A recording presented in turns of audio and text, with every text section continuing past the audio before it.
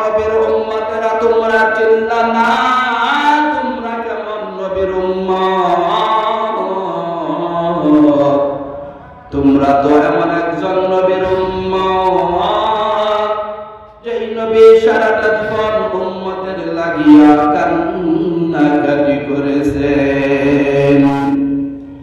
আজও মদিনায় রওজা আতহারে শুয়ে উম্মতের জন্য কান্নাকাটি করছেন।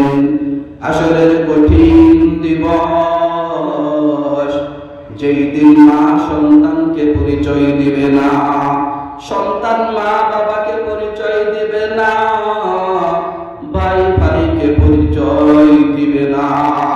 সমস্ত নবীরা পর্যন্ত ইয়া নাফসি ইয়া নাফসি ইয়া নাফসি বলিতে থাকিবে।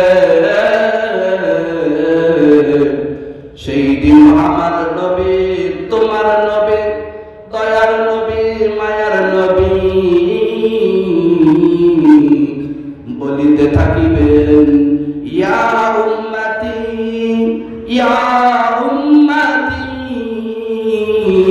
ইয়া উম্মতি ইয়া উম্মতি।